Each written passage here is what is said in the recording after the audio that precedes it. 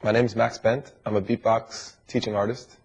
And when I work with students, I teach the fundamental elements of music, such as duration, dynamics, pitch, texture, tone. These are actually terms from the Maryland State curriculum. And the way that I approach teaching these elements is through beatboxing. I started out, working in schools. I worked in public school system in Maryland for 7 years. And I learned a lot about classroom instruction and classroom management. And since I started working with young audiences, I think I've actually learned more in maybe the year that I've worked with young audiences about instruction than I learned in the 7 years, working in public schools directly as a classroom teacher. But yes, I definitely consider myself a teacher because I feel my first year I was floundering, like most first-year teachers. And I didn't know what to do because I was supposed to be teaching science and it wasn't working out. And there were, I think, there was a certain lack of interest in what I was teaching, in the content that I was teaching it. In hindsight, I realized also it's how I was teaching it. But what I did was I started bringing in some music production equipment to do an after-school club.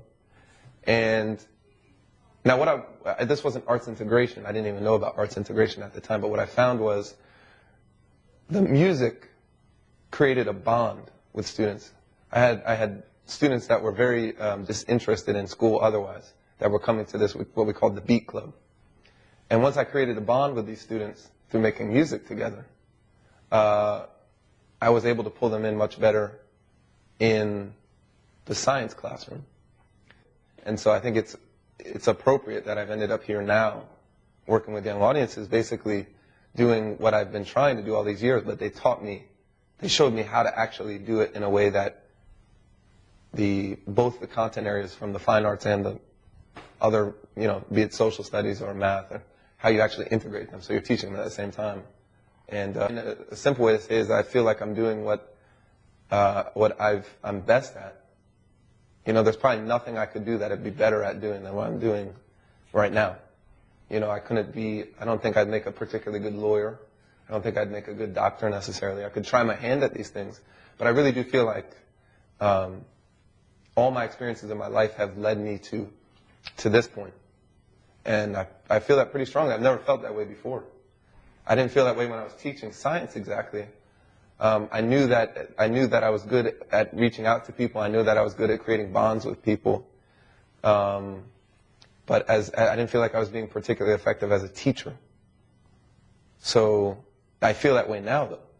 So it's changed me without a doubt, and it's made me it's empowered me to want to do this more as much as I can, because I feel like, I know that students in Maryland and around the country need help. A lot of people are not being served properly by the school system. And it's probably one of the most important things in our country, and maybe, sets our country apart from a lot of other places, is public education. And if we fail on that, everything else kind of goes with it, I feel like. Lately, I've also been feeling that I'm starting to wonder, how, I went from, here, when I first started with young audiences. Now I feel like I'm here. So now, recently, I'm wondering, well, what's up here now? Because we've seen master teachers, like Maria Barbosa or Kwame Opari, or people that we were working with in the Institute, the 21st Century Learning Institute last week. And I see a big difference between myself and them in terms of their ability or their knowledge or their experience. So I guess if anything, I want to see how good at this I can get.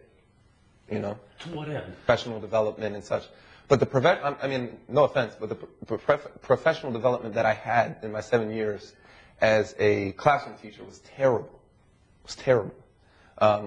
It was not effective at all. It did not empower us. It did not inspire us. It did not, seek to bring out our qualities and so that we can pass them along. The young audience's professional development has kind of broken out of that. I think that's single-handedly the thing that when I did the first couple professional developments with young audiences, I said, whoa, this is really different than what I've experienced before. And it made me realize, you can't really be a good teacher unless your work as a teacher makes you better. And I didn't look at teaching science that way particularly.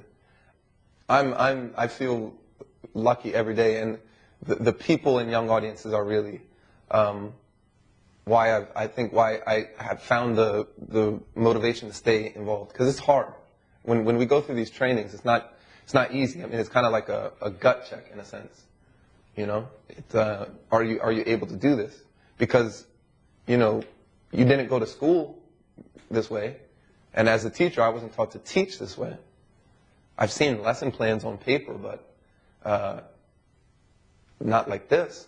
You know, so there's been a lot of gut checks, and there's been a lot of kind of questioning yourself and searching in yourself to say, so I'm an artist, but, you know, am I an artist just that can perform for people on stage, or am I an artist that can teach people?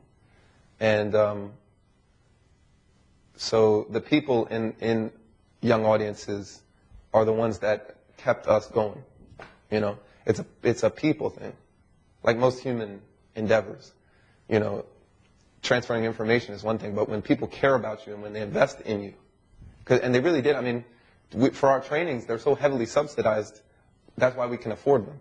You know what I mean? Like, I couldn't have gone through these trainings because I have no money. I quit teaching. I'm broke, pretty much, to be honest. So I couldn't afford a $1,000 training, but I can afford a $100 training, and that's what it costs.